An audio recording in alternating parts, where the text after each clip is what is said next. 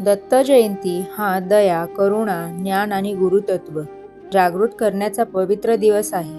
श्री दत्तात्रयांनी जगाला शिकवले की खरी पूजा ही मनातील नम्रता, निस्वार्थ सेवा, सत्य आचरण आणि सात्विकता यात असते.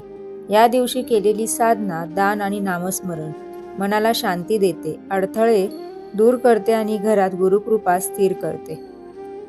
दत्त जयंती निमित्ताने मी तुम्हाला या व्हिडिओमध्ये 50 प्रभावी आणि सोपे उपाय सांगणार आहे, जे केलेत तर तुम्ही दत्त महाराजांना प्रसन्न करण्यास उपयोगी ठरताल.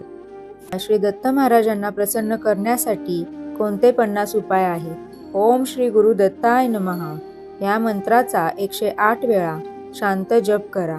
दत्त महाराजांच्या पादुका स्वच्छ करून गंध, अक्षता आणि फुले अर्पण करा. दत्त महाराजांना नवीन जपमाळ अर्पण करून त्या माळेवर जप करा.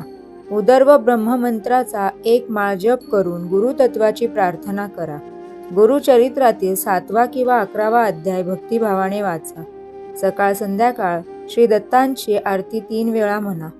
श्री सूक्त पठण करून घरात सात्विक वातावरण निर्माण करा.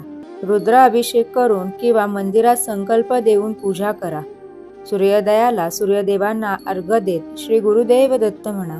उपवास करून सात्विक आहाराचा संकल्प करा. जवळच्या दत्त मंदिरात जाऊन शांतपणे दर्शन घ्या.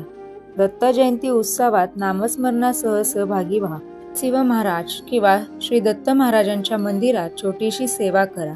शक्य असल्यास अक्कलकोट, गाणगापूर किंवा नरसिंहवाडीचे स्मरण करा. श्री महाराजांच्या मंदिर परिसर स्वच्छ करण्याची सेवा करा. महाराजांच्या मूर्तीसमोर तुपाचा दिवा लावा.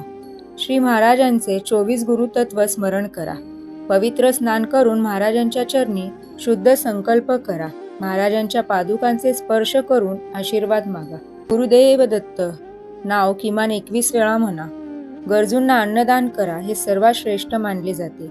पक्ष्यांसाठी पाणी व दाणे ठेवा. भटक्या प्राण्यांना भाकरी किंवा अन्न द्या. गायीसाठी हिरवा चारा दान करा. चांगल्या दर्जाचे वस्त्र गरजूंना द्या. वृद्धाश्रमात फळदान करा. गरज पडणाऱ्याला औषध किंवा रुग्णसेवा मदत करा. सात्विक प्रसाद तयार करून इतरांना वाटा. मुलांना पुस्तकं किंवा शिक्षण साहित्य दान करा. शक्य असल्यास रक्तदान करा. घरात श्री महाराजांचे यज्ञ किंवा दत्ताधारी पठण आयोजित करा.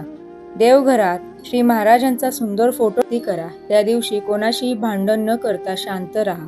एखादी वाईट सवय सोडण्याचा संकल्प महाराजांना अर्पण करा. संपूर्ण घर स्वच्छ करून सात्विक वातावरण तयार करा. मंद स्वरात श्री महाराजांचा मंत्र किंवा नामस्मरण लावा. उदबत्ती, धुपाने देवघर शुद्ध करा. गायीची प्रदक्षिणा करून त्यांना प्रणाम करा. गुरु म्हणजे काय हे मनात चिंतन करा.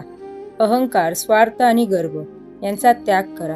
कोणालाही दुखावणारे बोलणे पूर्णपणे टाळा. दिवसात किमान एक चांगले कर्म करा. काम करताना श्री गुरुदेव दत्त हे मंत्र सतत स्मरणात ठेवा. आपल्यावर उपकार केलेल्यांचे स्मरण ठेवा. राग, मत्सर आणि लोभ कमी करण्याचा प्रयत्न करा. गुरुजनांशी नम्रतेने बोलून आशीर्वाद घ्या. निंदा, वाईट बोलणे आणि अपशब्द टाळा. दिवसातून 10 मिनिटे ध्यान करून मन स्थिर करा. रात्री झोपताना महाराजांच्या पादुकाचे स्मरण करून दिवसाचा शेवट करा. हा व्हिडिओ तुम्हाला मार्गदर्शक आणि उपयुक्त वाटला असेल तर ही सेवा पुढच्यांपर्यंत नक्की पोहोचवा. शेअर करा आणि अशाच आध्यात्मिक माहितीसाठी जोडलेले राहा आपल्या श्री स्वामी समर्थ कुटुंबाला. आपला प्रत्येक छोटासा सत्कर्म श्री दत्त महाराजांच्या कृपेचे दरवाजे उघडतात. बोला माझ्यासोबत, श्री गुरुदेव दत्त, श्री स्वामी समर्थ. ह्या 4 ओळी कायम लक्षात ठेवा.